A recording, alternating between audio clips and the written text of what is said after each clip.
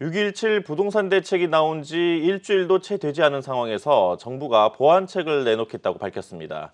세부 정책이 모호한 데다 오히려 실수요자를 옥죄한다는 비난까지 쏟아지고 있기 때문인데요. 첫 소식 신인규 기자가 보도합니다. 6.17 부동산 대책으로 직격탄을 맞은 서울 강남구 대치동 음마아파트. 20년 넘게 재건축을 추진 중이기만 한 이 낡은 아파트는 직접 살지 않는 소유자들이 많습니다. 이번 규제 이후 당장 23일부터 토지거래 허가구역으로 묶여 매매가 사실상 어려워진 데다 실거주 2년 미만이면 재건축 조합이 설립돼도 조합원 자격을 받지 못하고 현금 청산 대상이 되는 곳입니다. 현재 정책대로라면 해외 거주자 등 실거주가 불가능한 사람에 대해 정부가 과도한 재산권 침해를 하고 있다는 반발이 곳곳에서 나옵니다. 그래서 이제 내년 1월 달 만기인데 1년만 더 살자고 하는데 그 사람 편리를 봐줄래니 저 2년 거주를 못 채우는 거예요.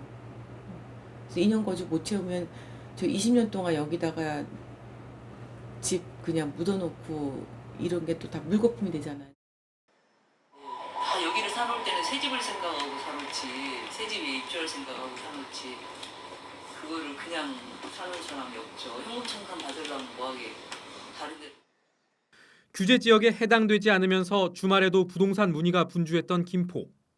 오르지 않던 집값이 6.17 대책 이후 꿈틀대자 반기는 기류도 있지만 실수요자 계약이 무산되면서 시장 왜곡에 추가 규제를 경계하는 분위기도 감지됩니다.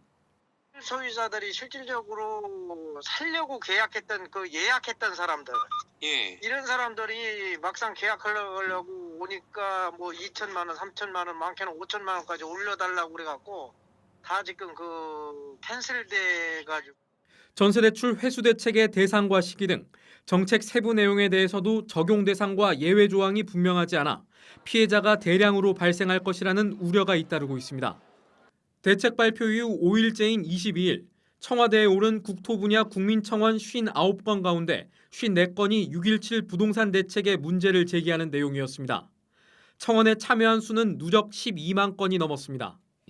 6.17 대책을 두고 집값이 오른 곳에서도 규제 직격탄을 맞은 곳에서도 비판이 쏟아지자 정부는 일주일도 안 돼 실수요자를 위한 예외 조항 등 보완책을 내놓겠다고 밝혔습니다.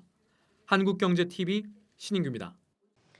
이런 가운데 김현미 국토교통부 장관이 취임 3주년을 앞두고 있습니다. 집값 안정을 위해 부동산 대책을 22번이나 발표했지만 집값 널뛰기는 여전한 상황입니다. 김현미 장관의 지난 3년을 전효선 기자가 되짚어봤습니다. 아파트는 돈이 아닌 집이다. 집은 투기의 수단이 아닌 거주의 공간이다. 김현미 국토교통부 장관은 취임 이후 지금까지 부동산 투기와의 전쟁을 이어왔습니다. 그동안 내놓은 부동산 대책만 22차례에 달합니다. 하지만 서울 집값은 3년간 50%가량 올랐고 부동산 정책은 사실상 실패했다는 평가가 지배적입니다. 서민으로서 확실히 점점 더 집 사긴 조금 어려워지는구나 그런 생각은 드는 건 사실입니다.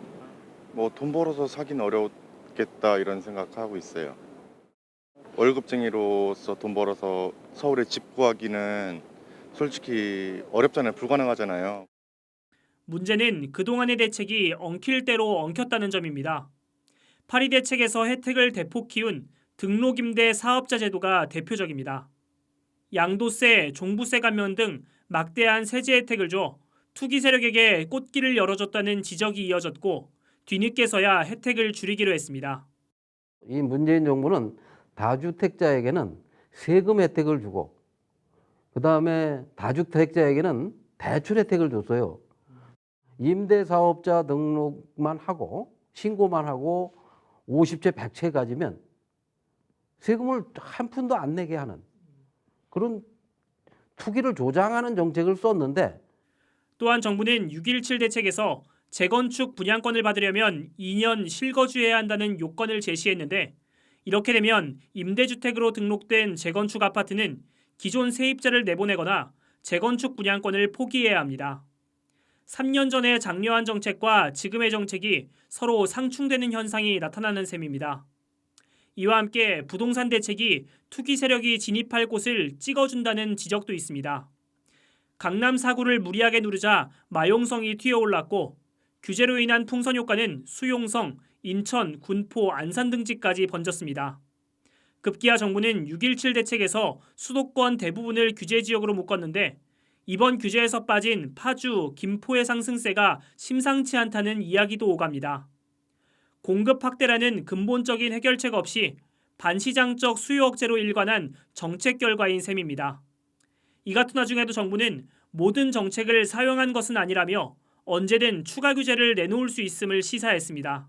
22번의 부동산 대책을 발표했다는 것은 21번의 실패 때문에 새로운 대책들이 나온 것으로 이렇게 보여집니다. 규제 중심의 정책에서 시장 중심의 정책으로 전환하고 3년간의 부동산 투기와의 전쟁에서 김현미 장관이 꺼내는 카드만 무려 22번. 추가적인 규제를 고민하기에 앞서 그동안의 정책 실패를 되짚어야 한다는 목소리가 나옵니다. 한국경제TV 전유성입니다.